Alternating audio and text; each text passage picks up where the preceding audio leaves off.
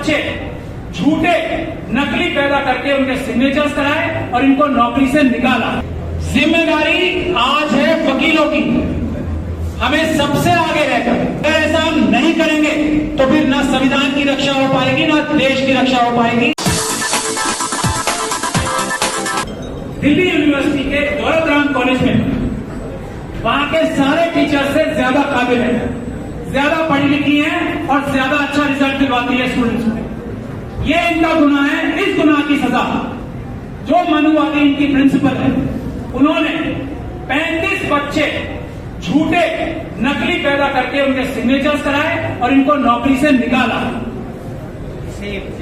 ये डरी नहीं, ये लड़ रही है आज तक, बगैर नौकरी के लड़ रही है आज तक। तो क्या हम सब लोगों का फर्ज, जिम्मेदारी नहीं बनती कि हम इनके साथ कंधे से कंधा मिलाकर इनकी लड़ाई लड़ें? क्योंकि ये अपनी लड़ाई नहीं लड़ रही, पूरी दिल्ली यूनिवर्सिटी की, पूरे देश के जो टीचर समाज है, खासतौर पे SC, ST, OBC और माइनॉरिटी समाज का, जिसके साथ हर मनुवादी प्रिंसिपल रोज ज्यादती कर रहा है, सबसे अच्छा होने के बावजूद भी इस तरह का छल कपट। आप सोच सकते हो, दिल्ली यूनिवर्सिटी की प्रिंसिपल और रजिस्ट्रार डॉक्यूमेंट फोर्स कर रहा है इनको नौकरी से निकालने से।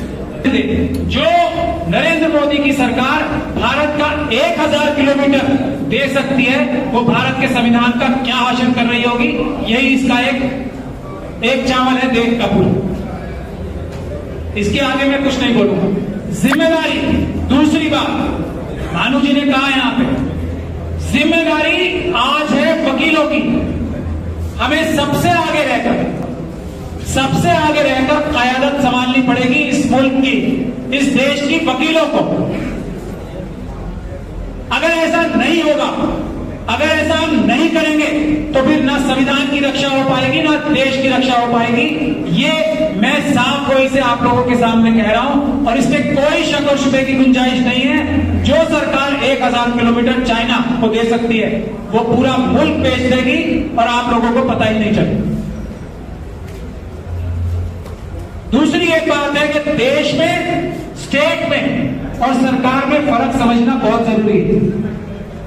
देश हम लोग हैं, देश की जनता देश है, स्टेट देश की जनता है, सरकार एक हिस्सा होती है। सिर्फ जो चुनी हुई सरकार है वो देश का सिर्फ एक हिस्सा है। तो असली देश हम सब लोग हैं, जनता है, और उसमें सबसे आगे देश को बचाने के लिए वकीलों को रहना पड़ेगा। मैं एक बात बहुत साफ तौर पे कहता हूं, सरकारों के लिए भी कहता हूं, क्योंकि ये सरकारें SC, ST, OBC और माइनॉरिटी से चुने हुए लोगों की सरकारें नहीं है, उनकी असली आवाज की सरकारें नहीं है, इसीलिए ये सरकारें ठीक काम नहीं कर रही। उसी तरीके से बार का मसला है। आज पूरा बार, चाहे वो SC, ST, OBC के मेंबर्स हो, माइनॉरिटीज के मेंबर हो या दूसरे मेंबर्स हो, उनकी कोई हैसियत, कोई इज्जत, कोई वकार नहीं रह गया। ये बात सच है ना? सबकी बता रहा हूं मैं ये, और हम बार के मेंबर की हैसियत से सबकी इज्जत बचाना चाहते हैं। लेकिन जो आज चुने हुए लोग हैं वो वही लोग हैं जिनकी सरकारें बनी हुई, जो SC, ST, OBC और माइनॉरिटी से नहीं आते, क्योंकि उनकी संख्या कम है। इसी वजह से बार की वैल्यू कम हुई है, सरकार की इज्जत, सरकार की वैल्यू कम हुई है। सरकार जो है ठीक से नहीं चल रही, बार भी जो है ठीक से इसलिए नहीं चल रही है कि SC, ST, OBC और माइनॉरिटीज के लोग इसमें नहीं है। तो इसमें कोई अलग अलग बात नहीं है। अगर हम लोग बार की नुमाइंदगी करेंगे, हम लोग जीत के जाएंगे, तो पूरी बार की इज्जत बढ़ेगी। एक बार के मेंबर की हैसियत से ये मैं ऐलान करना चाहता हूं, इसमें मुझे कोई शक और शुबे की गुंजाइश नहीं है। हम लोग जीतेंगे, फायदा सबका होगा, बार का फायदा होगा। आज जो जजेस जिस तरीके से कानून तोड़ के वकीलों के साथ बिहेव कर रहे हैं, ये क्या मुनासिब बात है? ये इसीलिए है कि बार कमजोर हो गई है, और ये मजबूत बात तब होगी जब आप और हम जीत के जाएंगे। इसीलिए जिम्मेदारी है हमारी पूरी बार को बचाने की, पूरे जुडिशियल निजाम को बचाने की। इसीलिए हमें वॉलंटियर्स चाहिए।